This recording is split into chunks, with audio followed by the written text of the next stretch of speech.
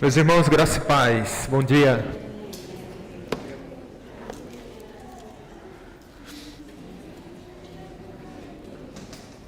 Quero agradecer pelas felicitações do nosso aniversário de casamento. Muito obrigado, irmãos.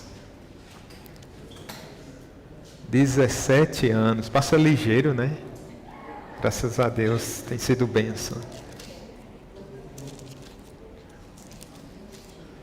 Orem por Raquel, né? Ela precisa mais de oração do que eu, né? Para me aturar.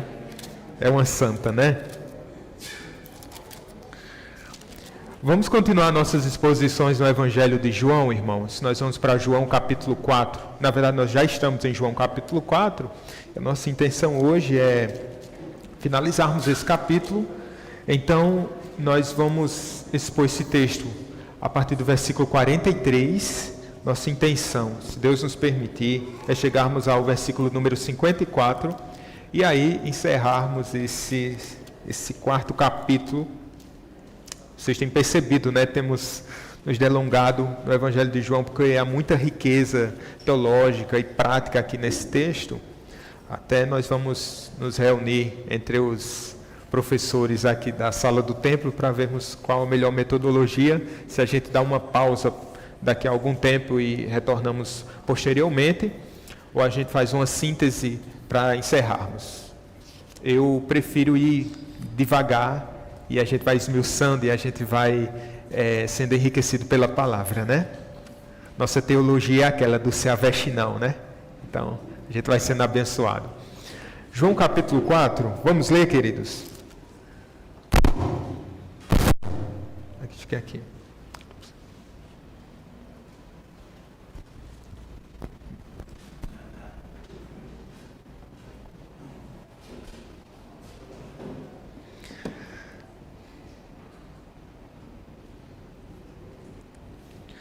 Vamos lá? Vamos fazer essa leitura de modo alternado? Passados 2 dias, partiu dali para Galiléia. Verso 44. Aliás, é o versículo 43. Amém. Obrigado. Passados 2 dias, partiu dali para Galiléia.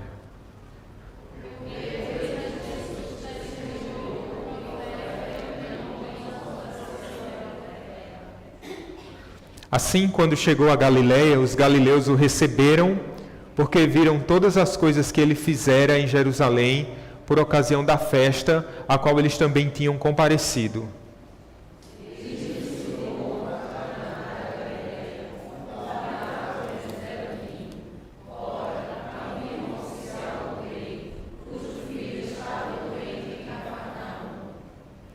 Tendo ouvido dizer que Jesus viera da Judéia para a Galiléia, foi ter com ele e lhe rogou que descesse para curar seu filho, que estava à morte.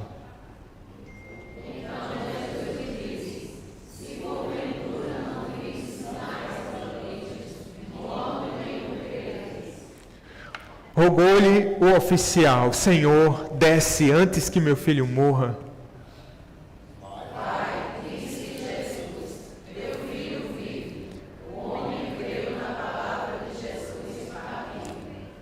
Já ele descia quando os seus servos lhe vieram ao encontro, anunciando-lhe que o seu filho vivia.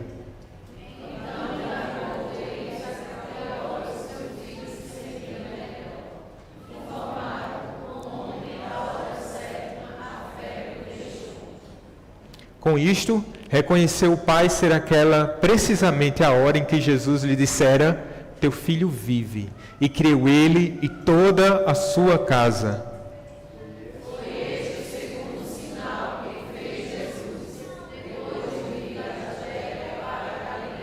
Amém. Vamos orar, meus irmãos. Meu Deus, nós precisamos de uma palavra Tua, Senhor. Nós só precisamos de uma palavra Tua, Senhor. Que o Teu bom Espírito a aplique aos nossos corações, em nome de Jesus. Amém. No século XIX, aqui no Brasil, que a essa altura já tinha sido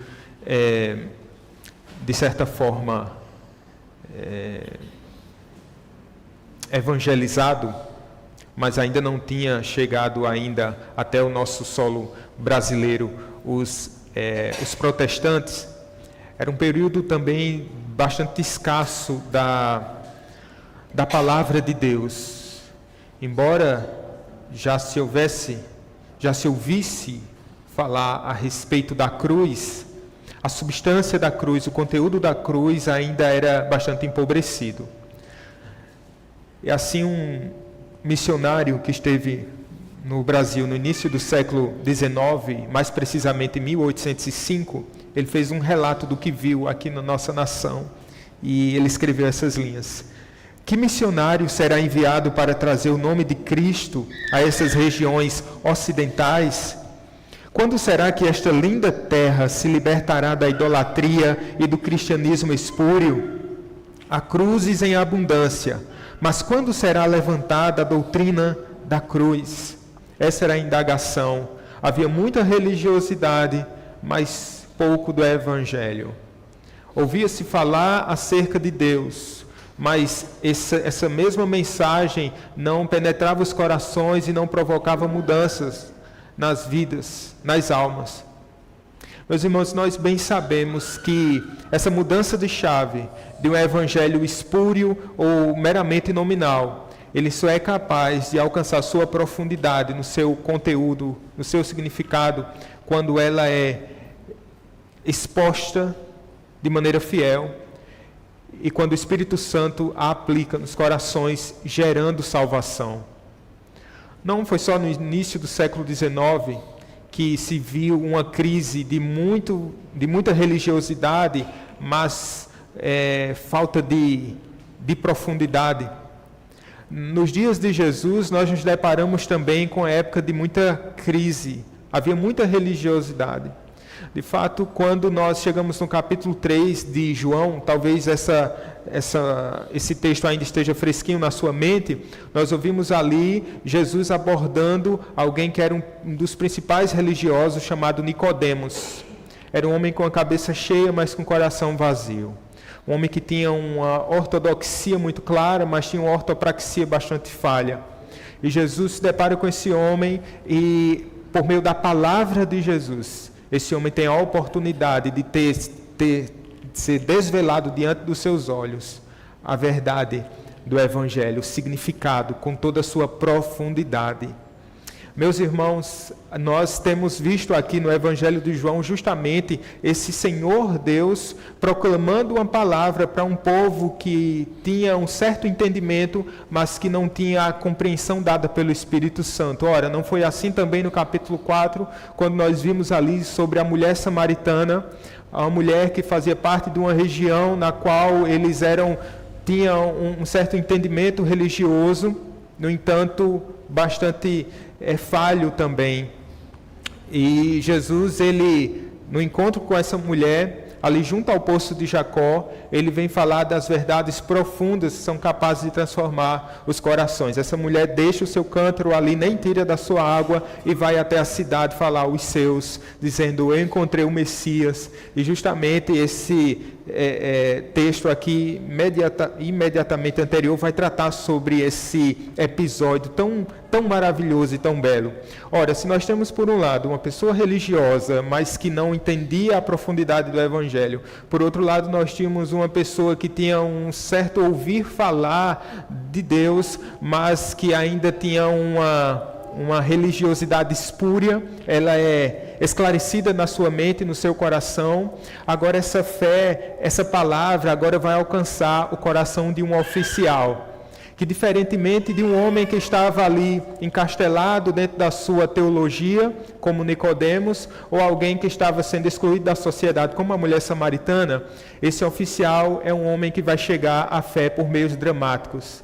Ele tem um filho enfermo e ele precisa de uma palavra de Jesus.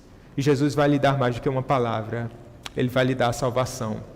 Vamos acompanhar aqui, meus irmãos. Eu queria ver com vocês, primeiro ponto aqui, dessa expansão da palavra de Deus, a aceitação e a rejeição à palavra.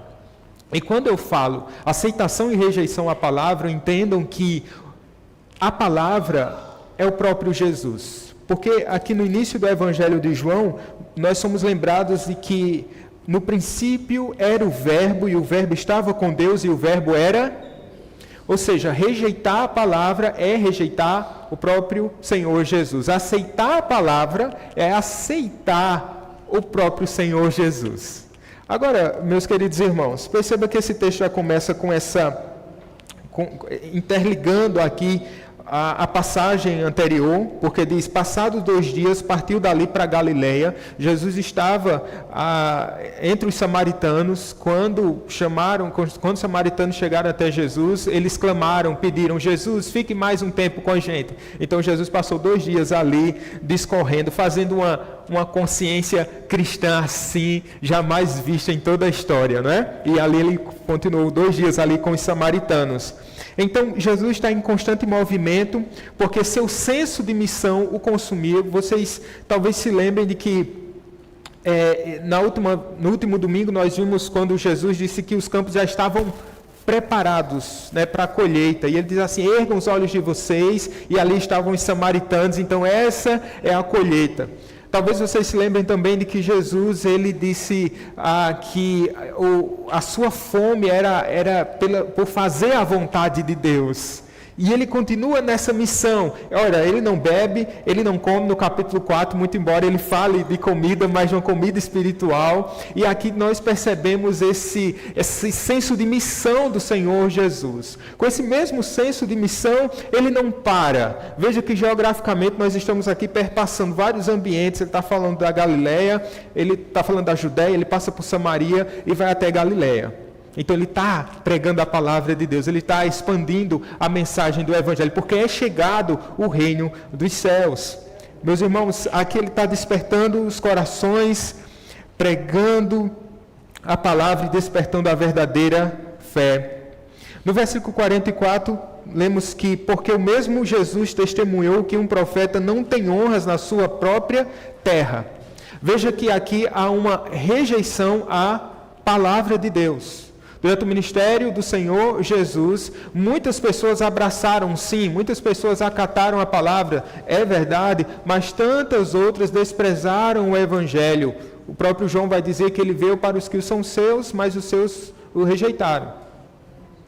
Então, aqui e ali nós vamos perceber os religiosos se levantando contra o Senhor Jesus e desprezando a sua palavra. E justamente quando ele está dizendo que o profeta não tem honra na sua própria casa, é como se dissesse que profeta de casa, santo de casa não obra milagres, né? Santo de casa não obra milagres. Eles estavam ali, Jesus estava entre eles, o Emanuel, cumprimenta todas as profecias, o próprio Deus encarnado, mas ora, até mesmo entre Jesus rejeitado em Jerusalém, ele olha e chega a chorar, né? Duas vezes nós percebemos Jesus chorando, que é o quê?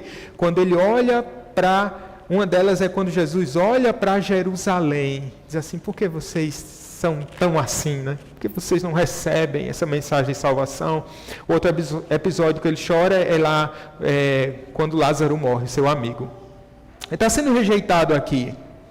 Fala da Galileia, da Judéia, quando percebemos esse centro religioso ali, que era na Judéia, Jerusalém, por exemplo, e onde ele teve, durante tantas vezes, João vai falar pelo menos de 3 episódios da Páscoa, e Jesus esteve ali durante esses 3 episódios. Então Jesus é rejeitado, e a ironia é que ele é bem tratado aonde? Justamente entre os samaritanos. Lembram? Acabamos de ver sobre essa passagem. Quando ele esteve em Samaria, ele é ouvido e há um despertar da fé ali entre os samaritanos, um povo que era considerado pelos judeus como crentes de segunda classe. Então, me parece que desde o nascimento de Jesus já existia essa objeção. Vocês lembram? Não tinha nem lugar para o mestre nascer, não havia lugar para eles na hospedaria. Em João 7, vamos lembrar de que nem mesmo os irmãos de Jesus criam nele. Ele veio para os que eram seus e os seus não o receberam. Nós precisamos lembrar de que nós temos tido a oportunidade de ouvir a palavra de Deus. E será que temos tido esse apreço pela palavra do Senhor? Ou parece que aquilo que é comum acaba entrando, a gente acaba meio que desvalorizando, não é? Tratando como algo normal ou como algo trivial. Aqui no verso 45 diz que assim quando chegou a Galiléia, os galileus o receberam, porque viram todas as coisas que ele fizera em Jerusalém, por ocasião da festa a qual eles também tinham comparecido. Deixe-me voltar aqui, pensando nessa fala de Jesus, que um profeta não tem honras na sua própria terra. Às vezes nós desprezamos as coisas comuns da vida. Às vezes nós desprezamos as coisas ordinárias da nossa existência.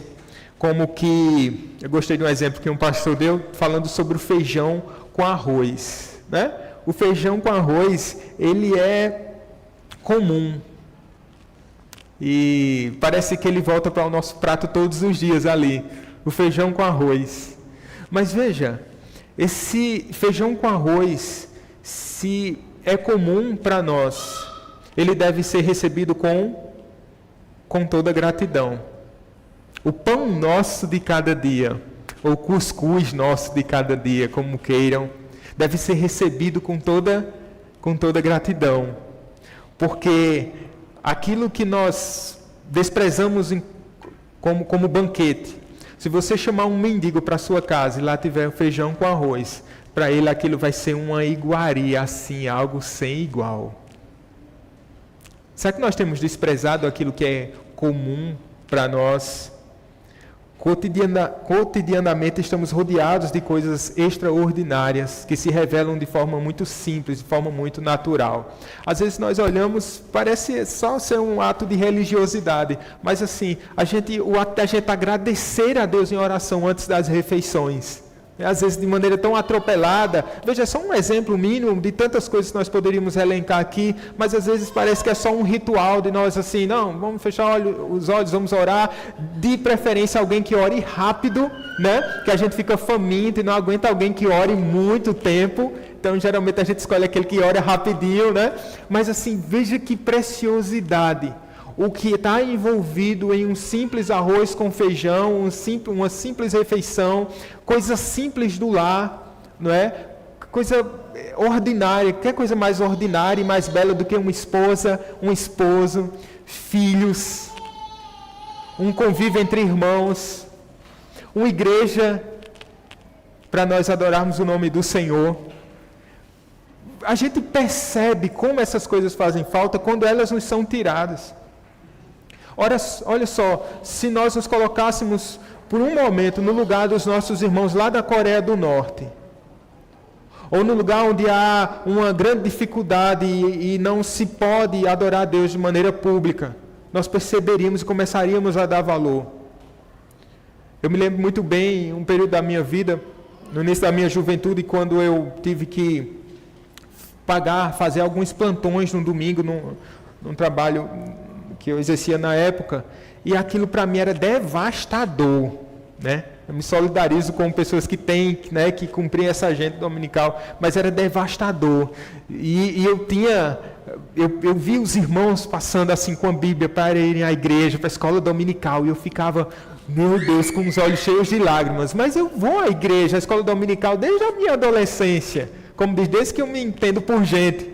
Mas eu precisei ser, né, me ver privado dessa bênção que é cultuar a Deus durante poucos domingos, graças a Deus durou pouco, para perceber o quanto é maravilhoso estar fazendo coisas ordinárias, cantando os louvores. Eu não vou dizer os louvores de sempre, aqui a gente reveza bastante por causa dos grupos, né? Mas ouvindo sempre os mesmos pregadores, ouvindo a mesma palavra, a mesma mensagem, com os mesmos irmãos, mas é algo extraordinário, porque é o céu que invade a terra todos os domingos pela manhã. É a graça de Deus que invade o meu lar todos os dias quando eu acordo, todos os dias quando eu olho e vejo o meu lado e vejo como estou rodeado da graça de Deus, de coisas ordinárias, mas que são assim por demais preciosas. Às vezes nós só paramos para valorizar quando perdemos alguém com quem nós convivemos há algum tempo, e você não queria nada daquela pessoa, somente que ela ficasse ali, nem que fosse em silêncio, né? Eu queria que ela estivesse ali em silêncio, que é algo mais comum e trivial. De vez em quando Heitor diz assim: pai, estou entediado. Eu queria estar entediado. É bom estar entediado com quem a gente ama. É bom estar entediado fazendo as coisas comuns. Isso é maravilhoso. É trocar um galão de água, coisa chata, né? Se você precisa subir 2 lances de escada, aí a coisa complica ainda mais. Ir à padaria todos os dias, naquele horário, e pegar o mesmo trânsito, e pegar os mesmos horários, acordar a mesma hora. Quanta graça, Senhor! Que maravilha é fazer essas coisas. E como é bom reconhecer em tudo a mão de Deus.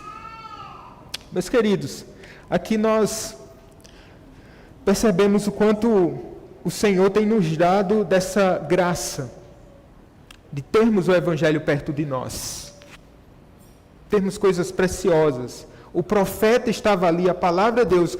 Percebam só que é um cumprimento. A história da redenção, ela alcança o seu ápice. Jesus está ali, mas o profeta não é reconhecido na sua própria casa. Nós somos ricos, nós não sabemos disso. Eu tenho uma prima, casou recentemente com um rapaz da França, o nome dele é Valentin. E Valentin, quando começou a vir para o Brasil, ele veio para estudar e fez intercâmbio, e nesse ínterim, né, conheceu minha prima e tal. E nessa época ele não era cristão. E uma das coisas, e quando ele veio, ele começou a ser evangelizado, né?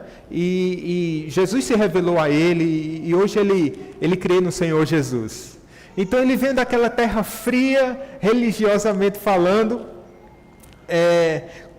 e quando ele chega aqui, eu perguntei, o que te chamou a atenção aqui no Brasil?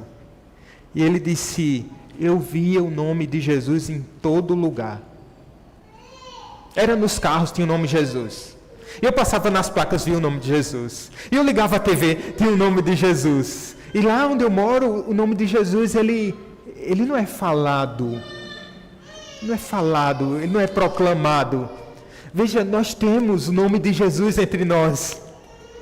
Deus, ele tem dado essa graça do Evangelho migrar agora para o sul global, né? Quando nós temos aqui a América Latina, a África, o Evangelho, se nós pegarmos aqui os dados do crescimento do Evangelho no mundo, nós vamos perceber que ele é nessa área onde o Evangelho tem se difundido e tem crescido. Ele sai do norte, no norte global, a Europa teve a sua chance, ela teve a proclamação do Evangelho, e eles se distanciam do Senhor, e nós temos o Evangelho, nós temos Cristo, o profeta nos visitou, Jesus chegou à nossa casa, ele mudou a nossa história. Isso é algo extraordinário, irmãos. Que valorizemos essa riqueza que nós temos, o doce nome de Jesus, a presença de Jesus, o Evangelho de Jesus. Então, percebam que nós estamos vendo o Evangelho sendo rejeitado, mas esse Evangelho também, graças a Deus, ele acaba encontrando o seu lugar. No verso 45 diz: assim, quando chegou a Galileia, os galileus o receberam. Bendita a casa que recebe o Senhor Jesus. Bendita a cidade que recebe o Senhor Jesus. Bendita a nação cujo Deus é o Senhor. A Galileia, eles recebem o Senhor Jesus porque viram todas as coisas que ele fizera. Ora, mas Jesus está indo para a Galileia agora. Onde foi que eles viram Jesus fazer algo? Por causa da Judeia, quando eles estiveram ali em decorrência por ocasião da Páscoa. Então eles estiveram lá, ouviram, e aquela palavra ficou guardada no coração. E no momento certo ela veio a florescer. Porque a palavra de Deus, ela é uma semente, né? Está ali no coração. E os galileus já tinham ouvido falar, e Jesus vai até lá, e eles são despertados. Eles receberam, por ocasião da festa a qual eles também tinham comparecido. Essa é a providência de Deus. Essa é a colheita rápida do Senhor. Vimos lá em Samaria essa colheita rápida, né? Jesus prega e já a conversão, e aqui entre os galileus demora mais um pouco, né? Os galileus vão a Jerusalém e agora Jesus chega até eles e essa palavra vai alcançar os corações. Então, esse é o primeiro ponto. A aceitação é a rejeição à palavra. Trocando em miúdos, meu amigo, você rejeita a palavra de Deus ou você aceita a palavra do Senhor? Você ama a palavra de Deus ou você rejeita a palavra de Deus? Você ama a palavra de Deus aos domingos ou na segunda ela é também sua amiga? Você ama Jesus? Esse é o grande ponto. Não é só o ouvir falar, mas é amar Jesus. Esse texto nos leva a essa inquietação. Que o seu coração, que o meu coração, que os nossos corações sejam terrenos férteis, onde a palavra de Deus ela cai em bom terreno, em bom solo, e ela frutifica. Toda palavra que você escuta aqui, ela parece que gera vida no seu coração, né? É como um rio de águas vivas assim no seu coração, no seu ser, no seu interior. Ela nunca passa vazia, ela nunca é rejeitada. Sempre você leva alguma lição para casa. Às vezes até com temas assim, alheios, às vezes que você diz assim, não, rapaz, acho que não é para mim, não, essa palavra não. Mas você diz, é para mim também. Esse evangelho é vivo, é para mim. Eu vou levar, Senhor. Eu quero levar a tua palavra para casa no meu coração. Não quero sair daqui sem a tua palavra, Senhor. Seu coração seja um bom terreno, meu querido irmão, nosso coração. Agora, essa palavra, ela encontra caminhos para atingir, para alcançar os corações, né? É o segundo ponto. Porque Deus, ele é por demais criativo. A palavra é a mesma, mas os caminhos muitas vezes são diversos. Se eu perguntar aqui a duas pessoas como foi que a palavra alcançou seu coração, a gente vai ter duas histórias bastante distintas. Se nós pegarmos um número maior, e daí nós passaríamos horas e horas aqui falando, olha, eu nasci no lar evangélico, mas eu não era crente. E eu trabalhava na igreja, não sei o quê, até que um dia o Senhor Jesus me alcançou. Outro vai dizer, eu estava doente, rapaz, quase que ia morrendo sem Jesus, mas ele me alcançou. O outro vai dizer, rapaz, eu estava lá, eu sempre me lembro desse exemplo de Gil, né? Estava lá no meio de uma micareta, e lá meu coração ficou inquieto assim, o que é que eu estou fazendo aqui, meu Deus? Outros vão dizer, eu nem lembro como foi. O vento soprou, a janela estava entreaberta, o vento soprou, e eu me vi na tua presença. Deus, ele é criativo por demais.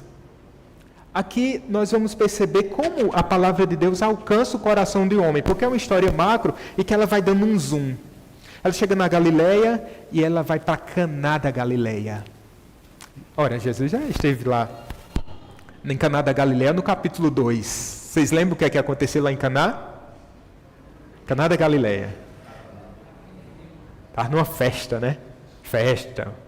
Multiplicou lá, alegria. Jesus estava na hora da alegria. A festa não pode acabar. Vai ter vinho novo aqui. Que maravilha. Esse é o seu primeiro sinal. Ele volta a Caná da Galileia. E tem alguém em Cafarnaum. Um oficial. Ele era um oficial de Herodes. E o seu filho era alguém, né, que tinha um certo poder aquisitivo, e o menino ficou doente, ele começou a ir buscar tratamento, ele disse, é só uma febrezinha, isso vai passar, e aí a medicação não surtia efeito, e ele ia de médico em médico, muito provavelmente, procurou os recursos que estavam, aos quais ele podia lançar mão, e nada resolvia. Ele ouviu falar que tinha um galileu em Caná da Galileia. Então, é para lá que eu vou. Ele estava em Cafarnaum. Cafarnaum era o quartel-general de Jesus, o QG. Ele passou muito tempo ali. Jesus está em Caná, esse homem está em Cafarnaum, e ele disse, eu tenho que ir atrás desse homem. E ele sai. Cafarnaum, Caná ficava, para chegar lá tinha que subir umas certas montanhas e tal. E ele vai. Percurso de mais ou menos 30 quilômetros. Acho que esse homem nem viu o caminho. Acho que ele nem percebeu que era numa subida, numa descida. Porque quando um filho está doente, gente, hein? Eita, que negócio ruim, né não? Qualquer coisa com o nosso filho é ferir a nossa carne, né?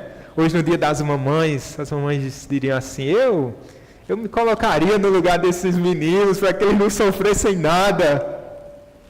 Mas o sofrimento vem, né? A dor vem, o dia mau vem. O que a gente faz? O dia mau chegou na vida desse homem, nenhum recurso lhe dava um escape.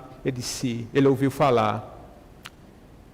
Jesus está lá, eu vou ao seu encontro. Os galileus já tinham dito alguma coisa sobre ele, e ele sobe. E ali Jesus está começando a trilhar os caminhos, para escrutar os caminhos do coração desse homem. Olhe para o texto de novo.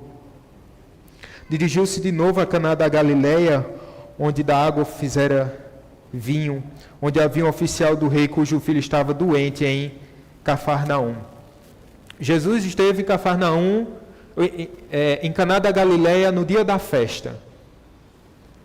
Agora ele está em Caná da Galileia para atender um homem em prantos.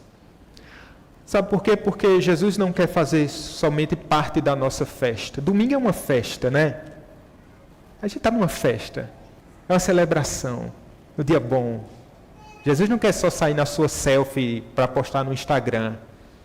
Jesus está com você sim, no dia mau. No dia da dor. No dia que as coisas apertam, Ele é o seu Senhor. Mãe, você não está sozinha. Quem disse? Você não precisa carregar toda essa cruz. Você não precisa ficar tão angustiada. Cristo está contigo. Ele te visita. Ele está conosco no dia da tribulação. Ele não é aquele amigo que diz assim, a coisa ficou feia, eu vou embora. Eu quero amigos que estejam celebrando. Não, Jesus está aqui. E o texto vai continuar, meus irmãos, ele vai dizer, versículo 47. Tendo ouvido dizer que Jesus viera da Judeia para a Galileia, foi ter com ele e lhe rogou que descesse para curar seu filho que estava à morte. Está rogando, né?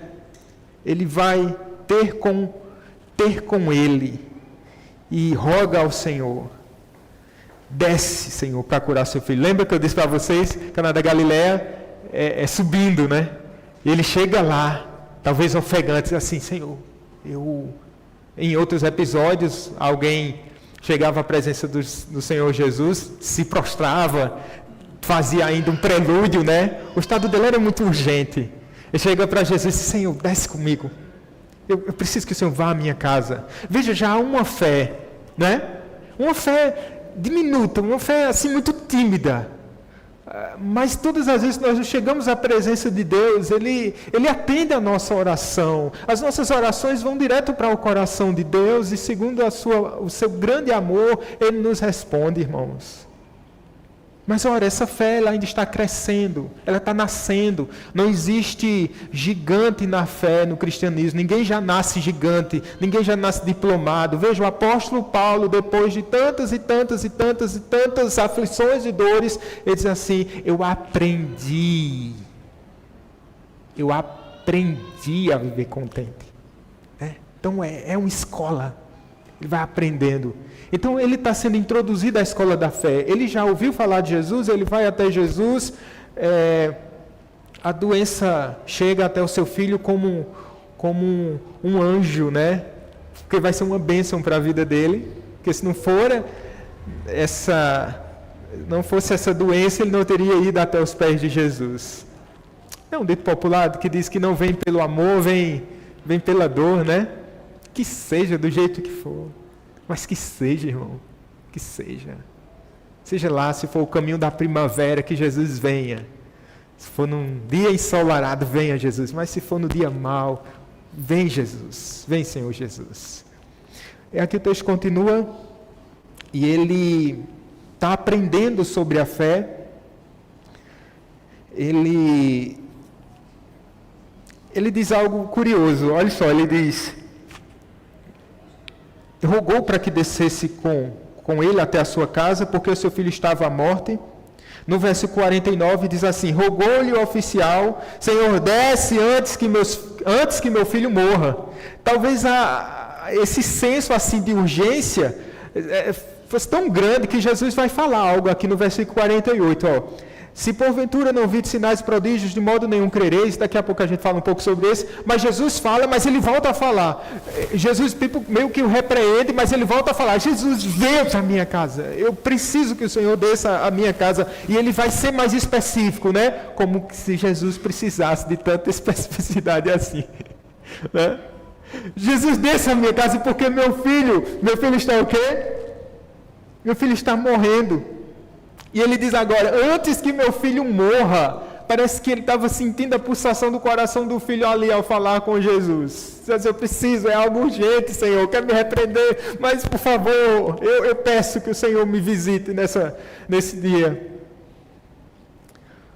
Ele tinha o entendimento de que Jesus ele só tinha poder de curar de maneira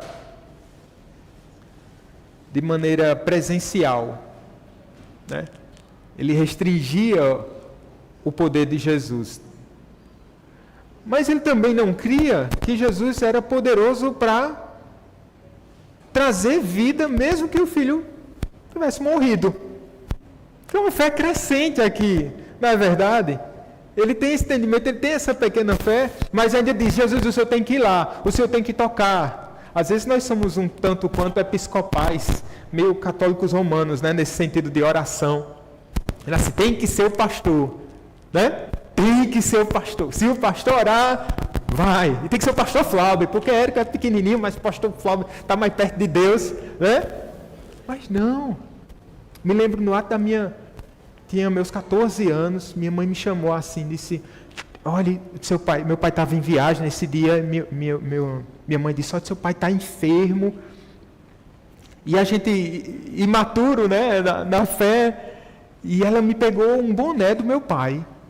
Disse assim: ore. Acho que meu pai estava com dor de cabeça. Ore pelo seu pai. Eu peguei aquilo e disse: o que é que eu faço, Jesus? Não fui convertido, não sabia nem orar. Eu fui para o quarto, fechei a porta e disse: Senhor, tem misericórdia do meu pai. Eu peço que o Senhor o cure, livre do mal e tal. Depois de anos eu fiquei sabendo que no dia daquela oração minha mãe nem me falou. Depois de anos eu fiquei sabendo. Minha avó me contou, minha querida avó que está com Cristo, né? Você lembra que sua mãe lhe pediu para orar pelo seu pai? Eu disse: lembro, foi o que aconteceu. Disse, homem de pequena fé, né? Ela disse que naquele dia, seu pai disse que naquele dia ele ficou curado. Né? Assim, coisa, quem é? É porque eu estava orando, eu não era pastor ainda. É o nome de Jesus que é poderoso e ele faz o que quer, quando quer e da forma que quiser. Ou se ele quiser também, ele não faz. Jesus, venha para a minha casa. Não, oi?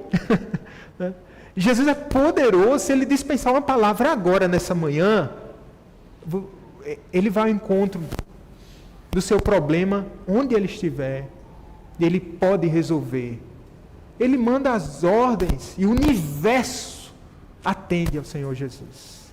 Não há nada. Ele é o Verbo encarnado. Você sabe o que é o Verbo encarnado? Você sabe que o Filho, a segunda pessoa da Trindade, estava no ato da criação e ele fez assim: haja luz. O que é luz? Haja. Não importa o que é luz. Veio à existência.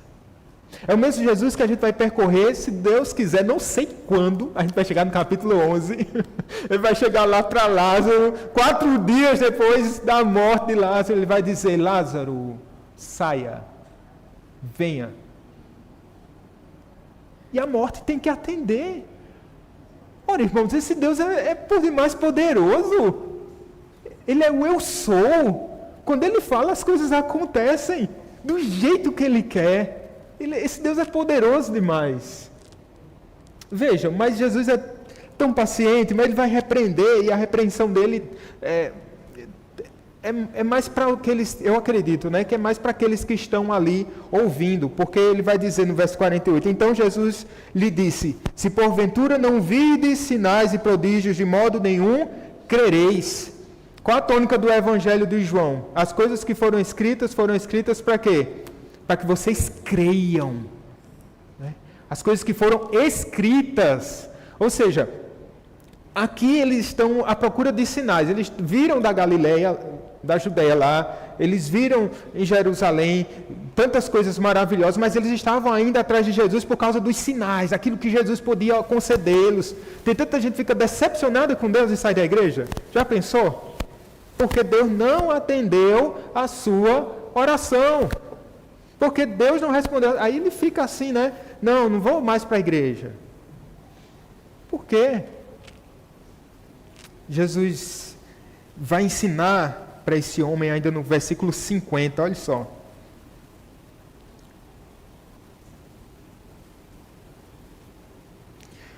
Vai, disse-lhe Jesus, teu filho vive. O homem creu na palavra de Jesus e partiu. Oh, meu Deus, se fosse Jamerson aqui, ele diria que esse é aquele versículo para a gente pintar, né? Com letras douradas. Jesus disse, vai, filho. Você pode ir para casa. Descanse seu coração. E ele disse, e o homem creu na palavra de Jesus e partiu. Creu. Ele creu e foi embora. Que versículo você levaria consigo para percorrer toda a sua vida? Tem gente que tem o seu versículo, né? Com esse versículo aqui eu caminharia durante toda a minha jornada cristã.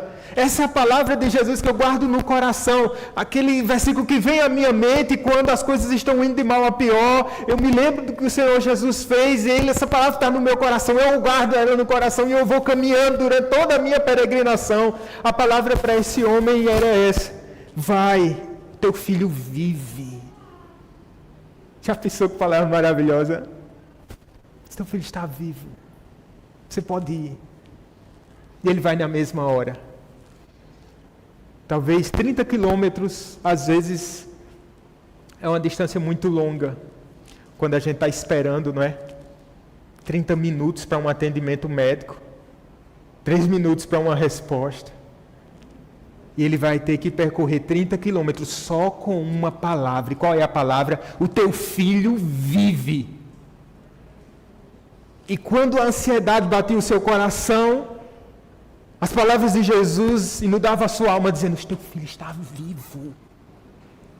E quando ele pensava em desistir, dizendo, acho que não, a palavra de Jesus ecoava de novo, seu filho está vivo, eu mandei você ir embora, você pode voltar para sua casa em paz, meu filho. Não era numa época de WhatsApp. Porque ele podia ter sido assim, teu filho vive aí, mandava para a esposa, mulher, vê aí o menino. Né? Como é que tá? O áudio lá, fosse a mulher um áudio de uns 2 minutos, fosse o homem era um like. Não é verdade? Concordam, homens? Era um like. Ele ia lá ouvir. Tal, não, menino, você quer... Sim, aí tem nos cabe essa exortação, né? A gente vive tão ansioso, o menino sai de casa, ele tem que estar online ali todo o tempo. E de segundo em segundo ele tem que dizer, estou aqui, mãe, cheguei aqui. Aí você bota o rastreador, né? Rastreador, quando ele chega e tal. Eu sei que os dias são maus e a gente, né, quer acompanhar cada passo. Mas eu pergunto a vocês, sejam honestas, mamães. Vocês fazem isso, é porque vocês não confiam que o Senhor Deus guarda os nossos? E que você pouco pode fazer se seu filho ficar offline? Eu sei, talvez esteja até sendo exagerado com as mamães de um domingo, né? Assim, Dia das Mães. Mas quando seu filho não estiver online, Deus está on. Ele não dorme. Não existe nenhuma área que fique sem cobertura no radar do eterno. Você está aqui, seu coração está ansioso. Como é que está quem? Como é que está lá?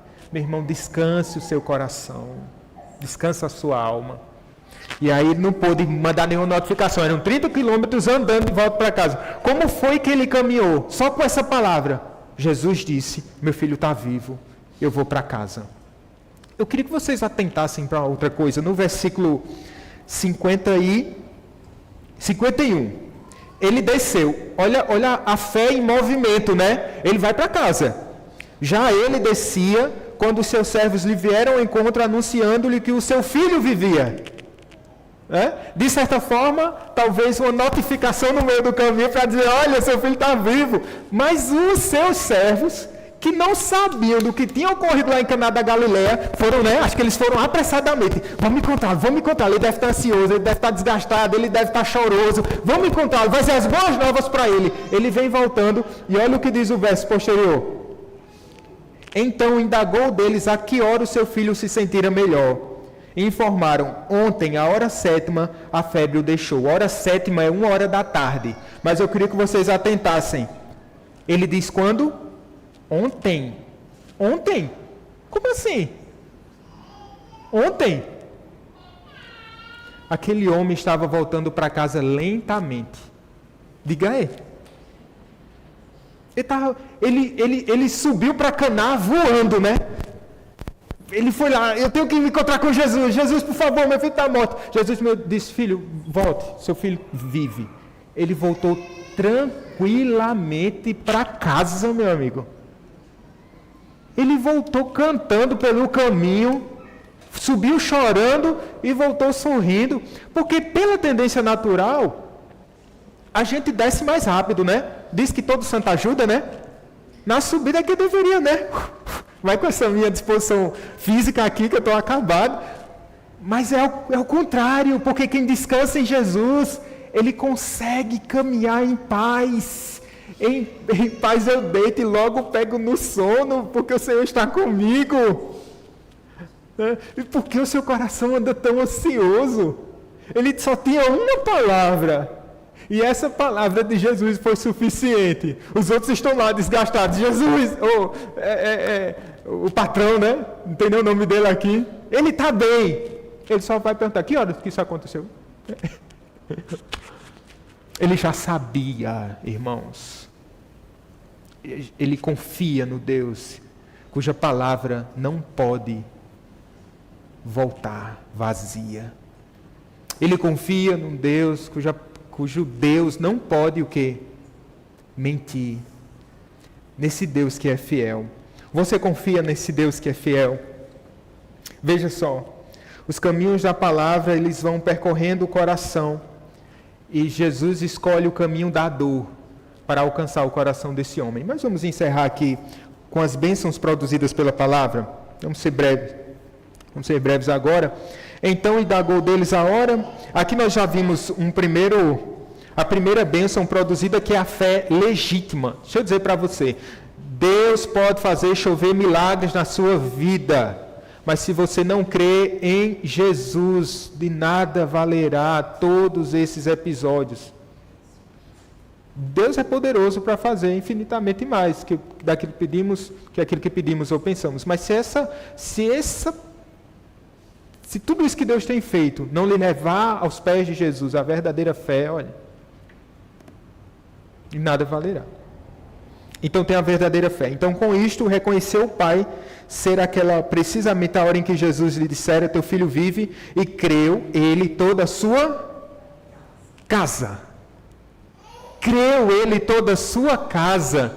Qual foi a outra bênção aqui? Esse homem só subiu para pedir pelo filho. Mas ele volta com o filho curado, ele volta na verdadeira fé, e ele volta tendo a surpresa de ter toda a sua casa aos pés de Jesus. É bênção demais.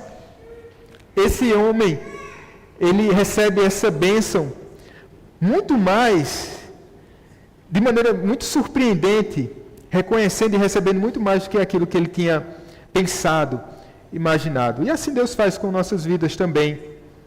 Ele volta para casa com a sua bênção. E também ao chegar em casa ele percebe a bênção do Senhor sobre os seus. Só uma última aplicação aqui. É muito virtuoso quando um pai sai de sua casa à procura do pão para trazê-lo para dentro do seu lar.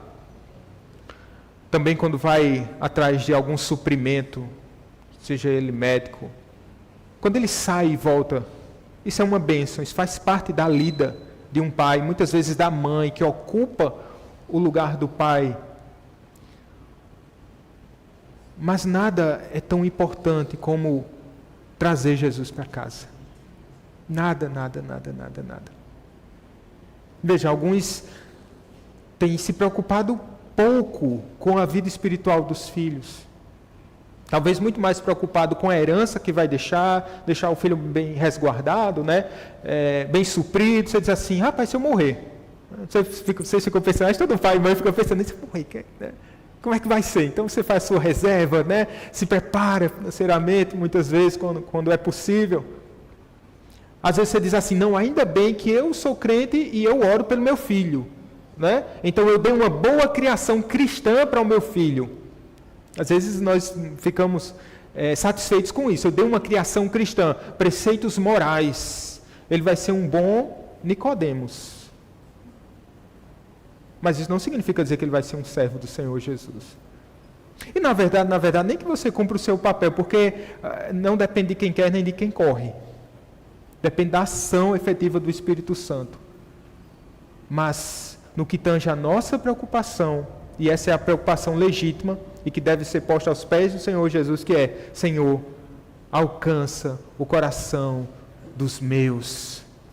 Senhor, leva os meus à tua presença, Senhor, esse é o meu pedido, essa é a minha súplica, Senhor, alcança o coração, meu Pai, dos meus filhos, da minha família. Talvez essa seja a preocupação legítima do seu coração hoje, Pai, a preocupação legítima do seu coração hoje também, Mãe. E essa é uma preocupação que nós devemos interceder dia e noite pelo Senhor, ao Senhor. Há tantas promessas, né? Ele alcançou a casa desse homem.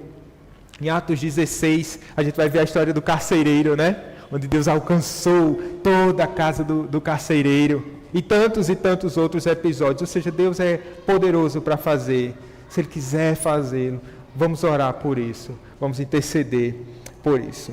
No final do texto nós vemos, foi este o segundo sinal que fez Jesus depois de vir da Judeia para a Galileia. Nós seguiremos com o capítulo 5, próximo domingo. Que palavra você vai levar para casa? A palavra de Jesus no seu coração. A palavra de Jesus é suficiente para você percorrer toda a sua peregrinação nessa vida. A palavra desse Jesus que está conosco, seja na festa, ou seja na dor. Esse Jesus que está conosco no dia bom, está conosco no dia mau. Que esse mesmo Jesus dispensou a palavra ao seu coração, e que lhe desperte a fé, e que tire toda a ansiedade, porque o Senhor tem cuidado de nós. Amém, meus irmãos. Vamos ficar em pé, vamos orar.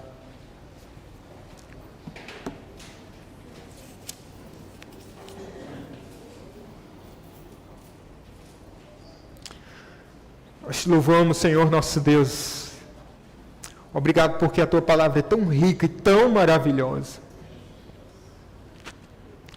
Nós te louvamos porque há aqueles que rejeitam de fato a tua palavra de verdade, mas aqueles que são despertados e chamados à fé por tua palavra.